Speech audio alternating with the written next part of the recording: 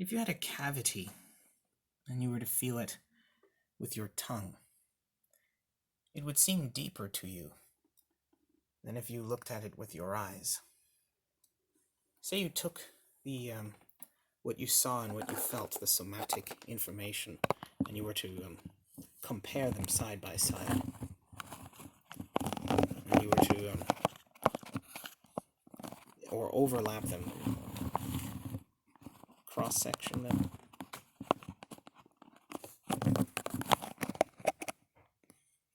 You were to overlay them. You would have more space in one than the other because there's more somatic information from the tongue than optical information from the eyes, and you create more space to contain that information. What goes on in that extra space?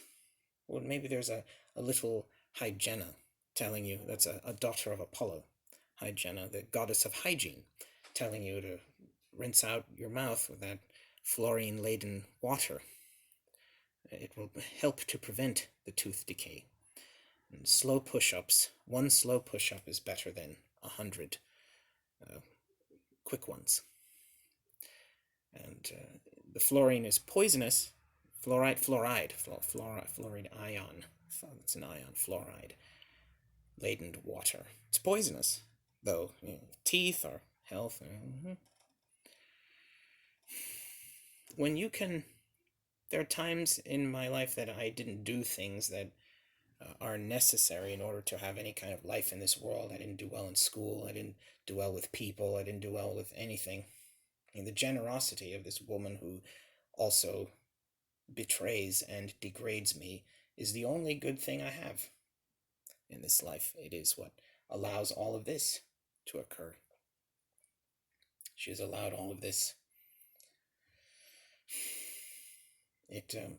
When you can, it angers me to know that people would force your life that way and would force you to have to go to school and go to work and eat your vegetables and have things forced on you. And then that's why it doesn't just stop there.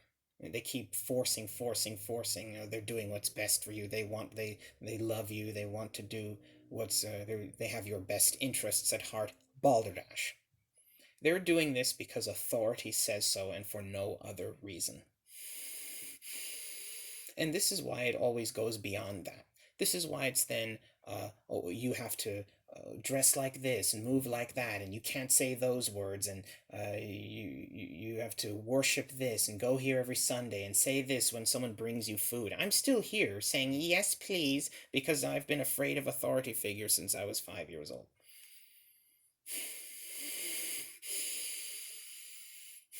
No matter how many times you keep forcing it, that's not true. That doesn't mean you're a bad person because you don't say please. Please doesn't mean anything. It's just a word that you force. That's the thing that's rude. To terrorize me and force me to be saying that all the time my whole life. That's really what's bad to do to someone. But no matter what you do or what you say, everyone will always think that a good person talks like this and walks like that and looks like that. And even if you do manage to, and no one will ever think that they did anything to you. That's one of the worst parts of authority, is that they constantly refuse the ability to think from their mind. And because you know that they can't, nothing can exist other than what won't be responded to with that hatred, and the inability to allow anything other than, good night. There are things that we are prohibited from doing and prohibited from thinking about them. We can't even think anything other than what they won't respond to with hatred and the refusal of anything that takes power from it. Nothing can happen but that. And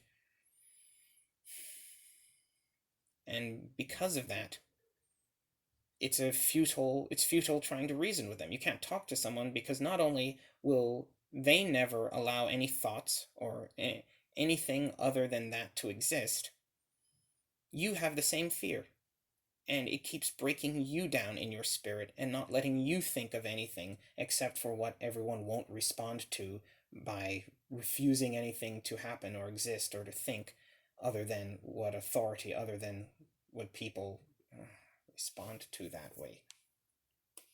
It's difficult. Everything's difficult. I can't. And it is an extremely frustrating part of life on this planet to know that everyone's always going to be like that. That that nothing that they will this will keep on going for or as long as authority does, because nothing it's impossible. Nothing can happen unless it's the things that human beings will allow to happen in any way. Not even words, thoughts, recognitions, nothing. And that even when they stop a behavior, they have to maintain the terror. They have to maintain, oh, I'm just doing it because of that's what you want, or to respect your feelings. You can't just admit that you are a perpetual nuisance, that authority is a perpetual source of frustration in everyone's life, and that is the truth, and there is nothing to be said about it other than that. Just admit that you are permanent frustration, but no matter what you do or what you say, there's always someone trying to break you down, trying to once more force that nothing happened, force that nothing can be except for whatever people allow, and that you're not allowed, exploiting your terror to take away anything from you, the same way that nothing is allowed, but whatever is not allowed cannot be, and that's it. Nothing else, just authority. Just whatever people allow, that's authority. And but when you have those moments that, even though maybe you don't like what people are telling you to do, if school and all those things were tolerable, I would have surrendered to capitalism and done it anyway. But it was difficult and annoying. But when there are moments where something's upsetting, but you can do it anyway, where maybe you pause slightly before doing something in a line, and oh, looks like that was a good idea, because look what happened. I waited, I was patient, just a bit of patience. When I have the tolerance for it, it seems like a bit of an accomplishment. It feels like maybe I'm not something that no one could ever feel good about, or think in a way that yields good outcomes to you, as if you were an elite kind of person. That you have the power to do that, or at least a little bit, that I'm not completely devoid of anything that people are capable of thinking to make good outcomes for. And or when you can do something, or eat your vegetables, or do something that is healthy or that does help, and you've got it. Maybe I don't completely like it, I'm not okay with it, but I've got it, and it's not going to be this huge problem. And it's annoying, once again, that it's forced to be that way. If I can handle it, but I can still do it, and it's not too much. As a super soldier once said, I like it when it hurts, but not too much, because then there's nowhere I can't go and boop, boop, up.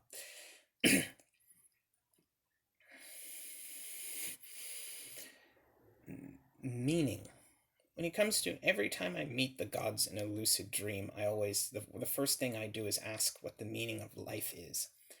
And the most profound, I'd say that Dionysus's response was the most profound among them. When I asked Ares, to paraphrase Ares's response was that that everything in the mortal world revolves around survival, and that therefore everything valuable pertains to or is determined by what causes death, and that therefore murder is the only human ability to control or command death, and therefore if there was to be value, or if there was to be meaning in mortal existence, it would be that, the ability, the power to cause death.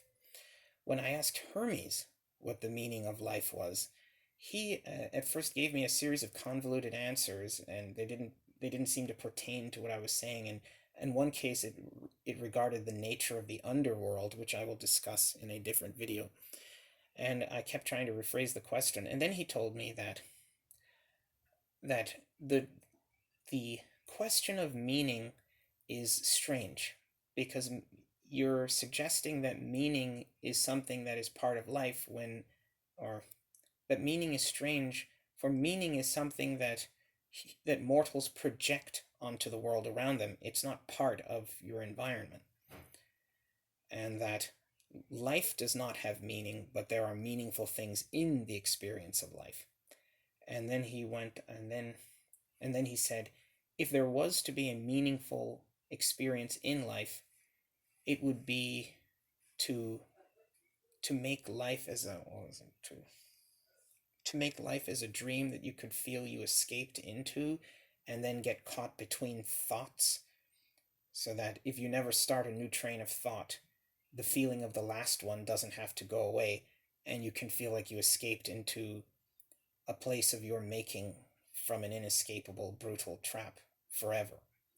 And that's the way he said. I guess his answer was to feel like you got away with it or to escape forever. So I'm taking that to be what he meant. When I asked, who else? There was, I guess next would be Apollo.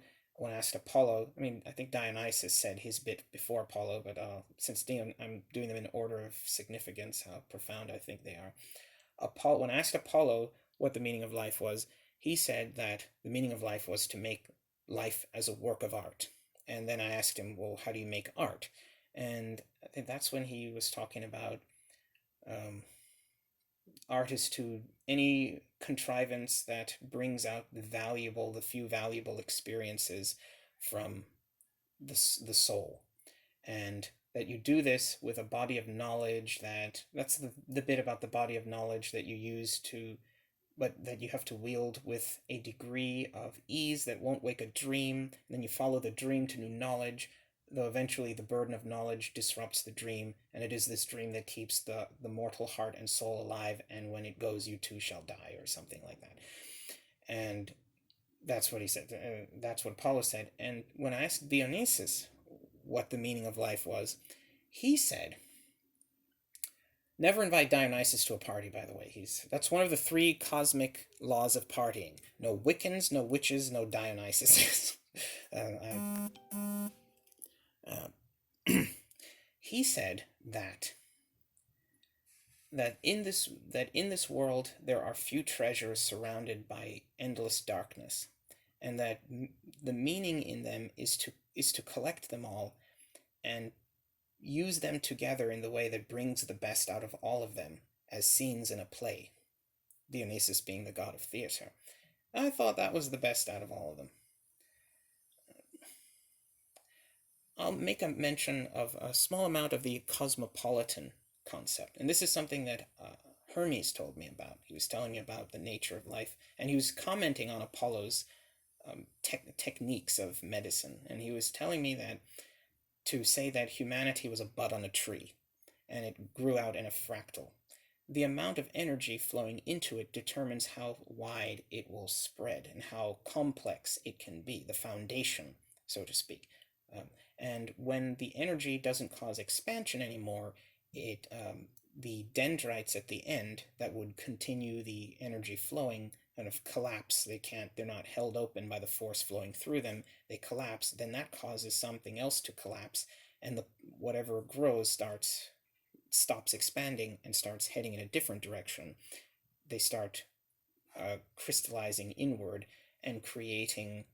Then on top of that, that's where organisms form. That's where mortals forms. That level of complexity. That's where you get living things, and it's what makes you who you are. And that if you could open those channels again, if you could force energy through them again, if the energy is what pushed everything into the place of the health you had at the start, that if it got damaged enough, just enough that things were rattling around, not that huge parts were missing, but just rattling around, it could force everything back into place the way it did the first time. However, that human beings are like piles, as they form in a way that can only form by something like a flow of energy that's indiscriminate. Otherwise, you'd have to be intentionally moving things around. And because of that, when one thing is finished, the next thing is built in a way on top of it, as if on top of it, or in a way that blocks access to something else. So you couldn't just have the flow go and fix everything right on that way.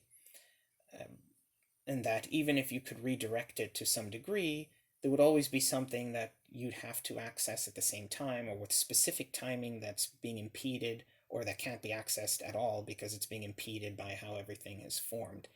But you, maybe with some degree of control over the flow, you could cause the flow to go places to hold certain parts together, and that if you could hold those parts together by the flow that caused them to have their shape at the beginning, you could zero g each of the individual parts, paralleling zero g, and then put them exactly where they need to be, which would cause healing to occur instantaneously as superglue sticks to flesh. But there's no implement or force on earth that you have that, but the gods have things like that. However, that, oh dear goodness, however, um, that because there are all these structures that make a being what they are, that grow after the, right, it impedes the ability of the flow. That maybe that's what the sense, I was thinking of a sensu being when he was describing all this. And he said that to Apollo, that that every useful biological state to a living being is on rails, essentially. That it's less like an idea that complexity just has to pop out of somewhere in a more less physical, intangible way, and is more like, um, it is an inevitable outcome of the way that the things that had to physically accumulate to become those are shaped, because of the way that every useful biological state is the product of how the sum of their parts were shaped and designed, and that if you have enough power and can just restart and just flood it again and again, you can get to any kind of biological state that is useful, any degree of complexity, any configuration. Just gung-ho it, uh, rather than it be more intangible like an idea or creativity that, well, there's no clear means of arriving at that conclusion. And he said that in a way that is to say as if he disagreed with it, that he thought it should be some other way, or thought of the sensu being in that case. And then that played into, I think that led near that. That's when he started talking about the cosmopolitan. And I'll discuss that in a video about the cosmopolitan organism. I will discuss that in another video.